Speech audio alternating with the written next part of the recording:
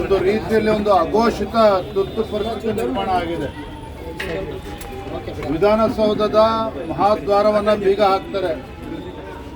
ಶಾಸಕರನ್ನ ವಿಧಾನಸೌಧ ಒಳಗಡೆ ಹೋಗೋದಕ್ಕೂ ಕೂಡ ಅನುಮತಿಯನ್ನ ಕೊಡೋದಿಲ್ಲ. ಯಾಕೆ ನಮಗೆ ಅಧಿಕಾರ ಇರುವಾಗಾದ್ರೆ ಅಲ್ಲಿ ರಾಜ್ಯದಲ್ಲಿ ನಮ್ಮ ಕಾರ್ಯಕರ್ತರು ಹೋರಾಟವನ್ನು ಮಾಡಿದ್ರೆ ಅವ್ರ ಮೇಲೆ ಲಾಠಿ ಪ್ರಹಾರ ಮಾಡ್ತಕ್ಕಂಥ ಕೆಲಸ ಮಾಡ್ತಾ ಇದ್ದಾರೆ.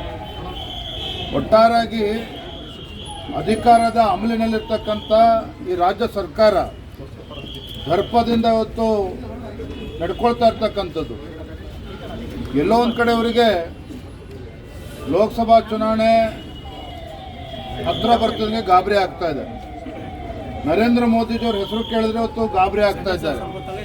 ಜೈ ಶ್ರೀರಾಮ್ ಅಂತ ಹೇಳಿದ್ರು ಕೂಡ ಅವರು ಪ್ರಜ್ಞೆ ತಪ್ಪು ಬೀಳ್ತಾ ಇದ್ದಾರೆ ಇವತ್ತು ಕಾಂಗ್ರೆಸ್ನವರು. ಹಾಗಾಗಿ ಒಟ್ಟಾರೆ ಇವತ್ತು ರಾಜ್ಯದಲ್ಲಿರ್ತಕ್ಕಂಥ ಕಾಂಗ್ರೆಸ್ ಸರ್ಕಾರ, ಮುಖ್ಯಮಂತ್ರಿಗಳಾಗ್ತಕ್ಕಂಥ ಸಿದ್ದರಾಮಯ್ಯನವರು, ಭಾರತೀಯ ಜನತಾ ಪಾರ್ಟಿ ನಮ್ಮ ಕಾರ್ಯಕರ್ತರ ಮೇಲೆ, ನಮ್ಮ ಮುಖಂಡರ ಮೇಲೆ ಇವತ್ತು ದಬ್ಬಾಳಿಕೆ ಮಾಡ್ತಕ್ಕಂಥ ಸರ್ಕಾರ ನಡ್ಕೊಳ್ತಾ ಇರ್ತಕ್ಕಂಥದ್ದು ಖಂಡನೀಯ.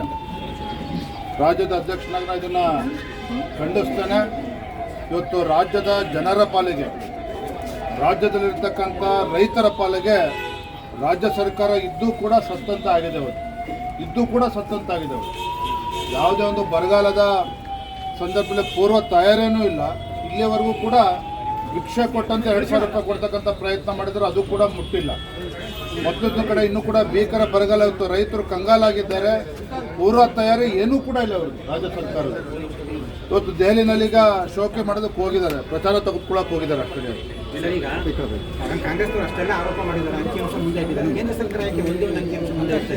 ನೋಡ್ರಿ, ಡೌಟ್ ಬರ್ತಕ್ಕಂಥದ್ದು ಏನಿದೆ ನಾವು ಸ್ಪಷ್ಟವಾಗಿ ಹೇಳ್ತೇವೆ. ಬಸವರಾಜ ಬೊಮ್ಮಾಯಿ ನಮ್ಮ ಮುಖಂಡರು ಇವತ್ತು ಕೂಡ ಮಾತಾಡ್ತಾ ಹೇಳಿದ್ದಾರೆ, ಟ್ಯಾಕ್ಸ್ ಡೆವಲ್ಯೂಷನ್ ವಿಚಾರದಲ್ಲಿ ಎಷ್ಟು ಕೋಟಿ ಹಣ ಬಂದಿದೆ ಅಂತೇಳಿ. ನರೇಂದ್ರ ಮೋದಿಜಿಯವರ ಅವಧಿಯಲ್ಲಿ ಕಳೆದ 10 ವರ್ಷದಲ್ಲಿ ನಮ್ಮ ರಾಜ್ಯಕ್ಕೆ 2,80,000 ಕೋಟಿ ಅನುದಾನ ಕರ್ನಾಟಕ ರಾಜ್ಯಕ್ಕೆ ಬಂದಿದೆ. ಹಿಂದೆ UPA ಸರ್ಕಾರ ಇದ್ದಾಗ, ಮನಮೋಹನ್ ಸಿಂಗ್ ಸರ್ಕಾರ ಇದ್ದಾಗ ಕರ್ನಾಟಕ ರಾಜ್ಯಕ್ಕೆ ಕೇವಲ 80,000 ಕೋಟಿ. ಇನ್ನೇನು ಅಂಕಿಅಂಶ ಕೊಡಬೇಕಾಗಿದೆ ಮುಖ್ಯಮಂತ್ರಿಗಳಿಗೆ? ಇವತ್ತು ಒಂದು ಅರ್ಥ ಮಾಡ್ಕೊಳ್ಳಿ, ಇವತ್ತು ಆರ್ಥಿಕ ಪರಿಸ್ಥಿತಿ ಪೂರ ಹದಗೆಟ್ಟೋಗಿದೆ. ಮುಖ್ಯಮಂತ್ರಿಗಳು ಯಾಕಾದರೂ ಮುಖ್ಯಮಂತ್ರಿ ಆಗಿದ್ದಾನೆ ಅಂತೇಳಿ ತಲೆ ಚಚ್ಕೊಳ್ತಕ್ಕಂಥ ಪರಿಸ್ಥಿತಿ ನಿರ್ಮಾಣ ಆಗಿದೆ. 1,50,000 ಕಡತಗಳು ವಿಲೇವಾರಿ ಆಗದೆ ಹಾಗೆ ಧೂಳು ಹೊಡಿತಾ ಇದೆ ರಾಜ್ಯ ಸರ್ಕಾರದಲ್ಲಿ. ಇವತ್ತು ಮುಖ್ಯಮಂತ್ರಿಗಳು ತಮ್ಮ ಕೈ ಕಟ್ಟಾಕೊಂಡಿದ್ದಾರೆ. 1 ರೂಪಾಯಿ ಅನುದಾನ ಯಾವುದು ಕೂಡ ಘೋಷಣೆ ಆಗ್ತಾ ಇಲ್ಲ. ಹಾಗಾಗಿ ಇದ್ರ ಮಧ್ಯೆನೂ ಕೂಡ ಹೇಗಾದ್ರೂ ಕಳೆದ ವಿಧಾನಸಭಾ ಚುನಾವಣೆಯಲ್ಲಿ ಒಂದು ಸುಳ್ಳನ್ನು 100 ಬಾರಿ ಹೇಳಿ ರಾಜ್ಯದ ಅಧಿಕಾರಕ್ಕೆ ಬಂದಿದ್ದೇವೆ. ಮತ್ತೆ ಒಂದು ಸುಳ್ಳನ್ನು 100 ಬಾರಿ ಹೇಳಿ ಲೋಕಸಭಾ ಚುನಾವಣೆ ಗೆಲ್ಲಬೇಕು ಅನ್ನೋ ಭ್ರಮಣೆಯಲ್ಲಿದ್ದಾರೆ. ಅದಕ್ಕೆ ಅವಕಾಶ ಕೊಡೋದಿಲ್ಲ. ಇವರು ಎಷ್ಟು ಕೊಟ್ಟಿದ್ದಾರೆ ನೋಡಿ. ನಮ್ಮ ಪ್ರಶ್ನೆ ಒಂದನೇದು, ಹಿಂದೆ ನಮ್ಮ BJP ಸರ್ಕಾರ ಇದ್ದಾಗ, ಯಡಿಯೂರಪ್ಪನವರಿದ್ದಾಗ, ಬಸವರಾಜ ಬೊಮ್ಮಾಯಿ ಅವರಿದ್ದಾಗ